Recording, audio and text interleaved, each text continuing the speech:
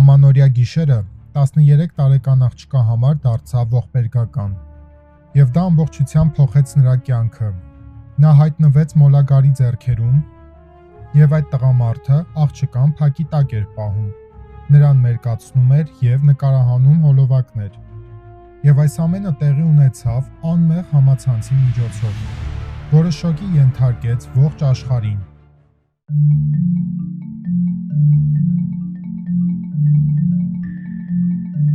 Ալիսիա Կազակևիչը ծնվել է 1988 թվականի մարտի 23-ին Ամերիկայի քաղաքներից մեկում, որը կոչվում է Պիտսբուրգ։ Աղջիկն իր կյանքում ուներ ամեն բան, ինչը որ կարող է երազել ցանկացածը։ Նա ուներ սիրող ընտանիք, հոգատար եղբայր և իր առջևում ուներ շատ լավ ապագա։ 2001 թվականին, երբ աղջիկը 13 տարեկան էր, աղջկա եղբայրը ծանոթացրեց նրան համացանցի հետ, և աղջիկը տարվեց համաշխարհային չաթով, որտեղ շփվում էին միլիոնավոր մարդիկ։ Yahoo կոչվող չաթում նա ծանոթացավ մի տղամարդու հետ։ Նրանք շատ հաճախ էին շփվում, նույնիսկ միասին տնային աշխատանքներն էին կատարում, և իրար պատմում էին իրենց կյանքի մասին։ Աղջիկը կիսվում էր իր զգացմունքներով, նույնիսկ բողոքում էր իր ծնողներից։ Այդ տղամարդը աղջկան զվարճացնում էր, միշտ համաձայն էր աղջկա կարծիքի հետ և նրան պաշտպանում էր։ Համակարգիչը, որով աղջիկը մտնում էր համացանց, դրված էր հյուրասենյակում, և ընտանիքի անդամները միշտ տեսնում էին, թե աղջիկը ինչով էր զբաղված, և որպեսզի ամեն բան լիներ գաղտնի, աղջիկը գիշերը 8 ժամին էր մտնում այդ չաթը, երբ որ նրա բոլոր բարեկամները քնած էին, և այդպես շարունակվեց համարյա 1 տարի։ Ալիսիան ուրախությունից գտնվում էր 7-րդ երկնքում։ Նրան թվում էր, թե նա գտել է իր երկրորդ կեսին։ Նրանց խոսակցություններն հասան այն բանի, որ նրանք ցանկանում էին հանդիպել, որովհետև համացանցի շփումը այլևս նրան չէր բավարարում։ Եվ հենց այստեղից էլ սկսվեց գլխավոր խնդիրը։ Ալիսիան 13 տարեկան լինելով չէր կարող իր ընտանիքի անդամներին ասել, որ ցանկանում է հանդիպել համացանցով ծանոթացած տղայի հետ, և տղայի հետ գաղտնի հանդիպելը համարյա թե անհնար էր, և այդ ժամանակ աղջկա ընկերը նրան շատ լավ միտք տվեց, որ տղան ամանորյա գիշերը գաղտնի կգա նրա տան մոտ, աղջիկը դուրս կգա տնից և նրանք վերջապես կհանդիպեն։ Ալիսիայի համար այս ծրագիրը շատ հոյակապ էր։ Ավելի լավ ռոմանտիկ հանդիպում չէր կարող լինել, քան ամանորյա գիշերը։ 2001 թվականի դեկտեմբերի 31-ին սկսվեց ամանորյա ընթրիքը, որտեղ հավաքվել էին բոլոր ընտանիքի անդամները, նրա ընկերները, ընտանիքի անդամները, եղբայրը և եղբոր ընկերուհին։ Ընթրիքի ընթացքում աղջիկը մորն ասաց, որ իրեն վատ է զգում, և հեռացավ հյուրասենյակից։ Ընտանիքի անդամները կարծեցին, որ աղջիկը կբարձրանա իր սենյակ, մի փոքր կպարկի և ետ կգա։ Բայց Ալիսիան ուներ լրիվ այլ ծրագրեր։ Աղջիկը գաղտնի կերպով լքեց տունը և գնաց այդ տղայի հետ հանդիպման, և այդ ընթացքում աղջիկը մտածում էր, ինչու հենց նա ցանկացավ հանդիպել իր հետ ամանորյա գիշերը։ Հավանաբար ցանկանում է նվեր անել։ Այդպես էր մտածում աղջիկը։ Նա վազում էր և մտածում, թե ինչպես է լինելու նրանց առաջին ժամադրությունը, և մի փոքր անց այդ ռոմանտիկ զգացմունքները վերածվեցին անհանգստության։ Աղջիկը կանգնած էր մութ փողոցի վրա, և շրջակայքում ոչ ոք չկար, և այդ պահին նա հասկացավ, թե որքան վտանգավոր էր և անմիտ, որ լքել է այդպիսի ուշ ժամին իր տունը, և աղջիկը որոշեց վերադառնալ տուն։ Թեքվեց և հանկարծ լսեց իր անունը, և աղջիկը որոշեց, որ եթե հիմա փախչի, դա շատ հիմար քայլ կլինի, և գնաց այդ տղային հանդիպելու համար, և աղջկա պատմելով, դրանից հետո ամեն բան խավարի մեջ էր։ Աղջիկը հայտնվեց մեքենայի մեջ, և ինչ-որ տղամարդ նրան տարավ անհայտ ճանապարհով։ Վախը լցրել էր նրա միտքը։ Աղջկան թվում էր, ինչ-որ կատարվում է, կարծես ֆիլմ լինի։ Միայն 5 ժամ ճանապարհորդելուց հետո աղջիկը տեսավ տղամարդու դեմքը։ Դա տարիքով տղամարդ էր, չէր համապատասխանում այն տղայի հետ, որն իրեն բնութագրել էր չաթի միջոցով։ Կատարվելիքը աղջկա գլխում չէր տեղավորվում։ Թվում էր, թե ավելի վատ այլևս չի կարող լինել։ Տղամարդը կանգնեցրեց մեքենան, նրան գցեց նկուղը և նրան կապկպեց։ Այդ տղամարդը նայեց աղջկա աչքերի մեջ, չար հայացքով ժպտաց և ասաց. «Հիմա քեզ հետ ամեն բան վատ է լինելու, այնպես որ կարող ես լաց լինել»։ Եվ հաջորդ 4 օրերը աղջկա համար դարձավ իսկական դժոխք։ Առևանգողը նրան բռնության էր ենթարկում, խոշտանգում էր նրան և ամեն բան նկարահանել էր տեսախցիկով,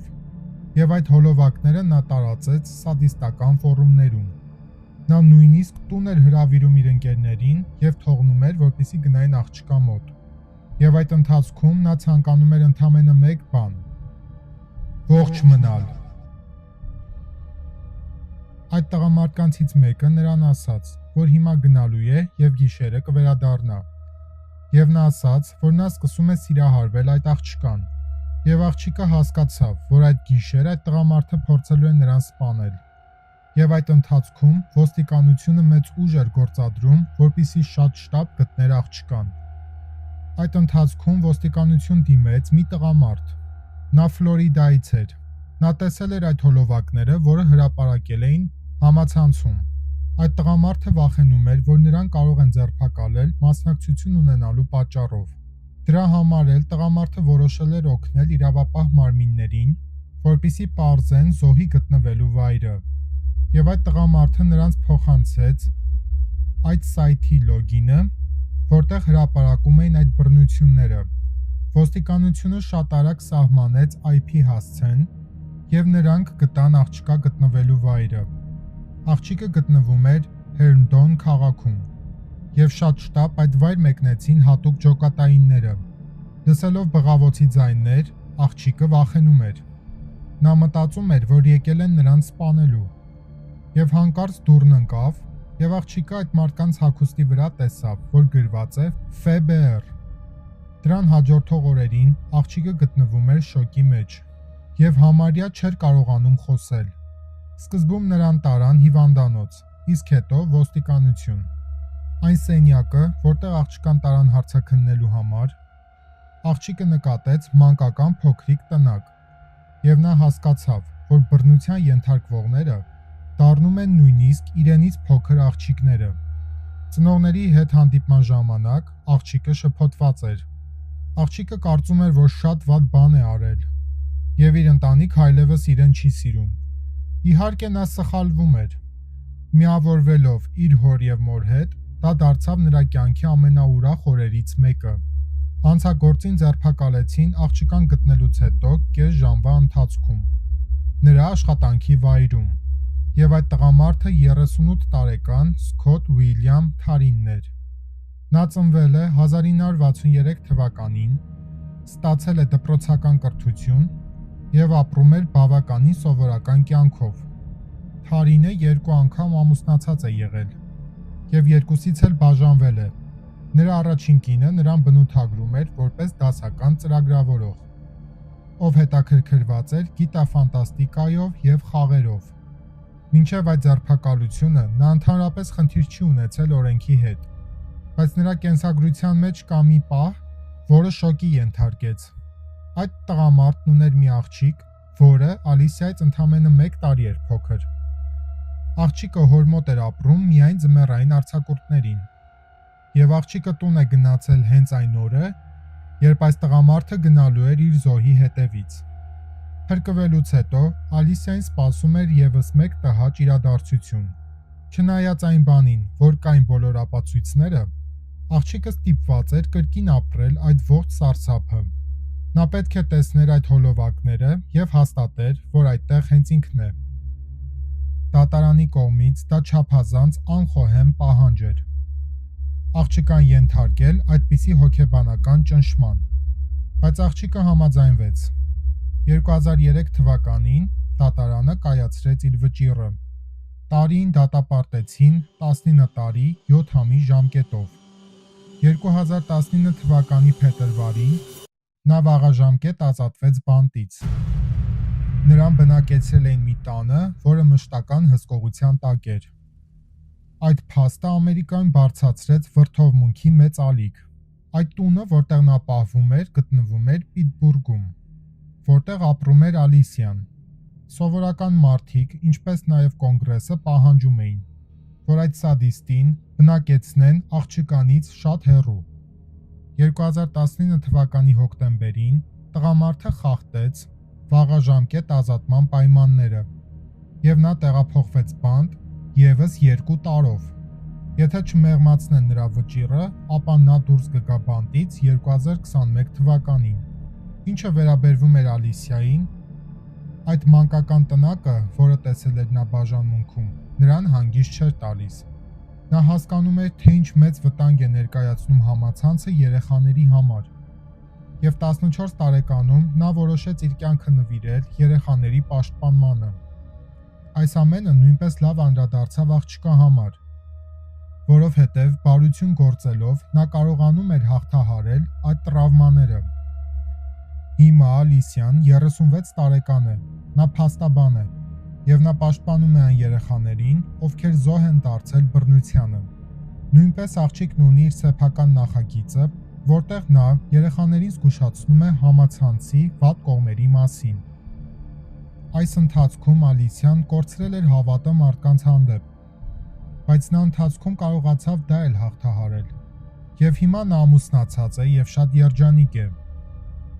Մոտ 20 տարի է անցել, ինչ կատարվեց Ալիսիայի հետ, բայց երեխաների հանդեպ բռնությունը ոչ մի տեղ չի անհետացել։ Հակառակը, տեխնիկայի զարգացման հետ մեկտեղ աճում է նաև հանցագործությունների քանակը։ Համացանցը մարդկանց տալիս է ազատություն, և մարդիկ դա օգտագործում են յուրովին։ Տարբեր երկրներ ընդունում են օրենքներ և սահմանափակում են համացանցը, բայց այդ ամենը ընդհանրապես իրավիճակին չի օգնում։ Պիտսբուրգի փոքրիկ աղջկա պատմությունը դաս էր բոլորի համար, անկախ տարիքից։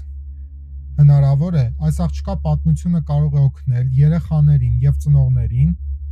փախչել այդպիսի ողբերգությունից, ինչպես նաև այդ հարցում օգնում է հենց ինքը՝ Ալիսիան։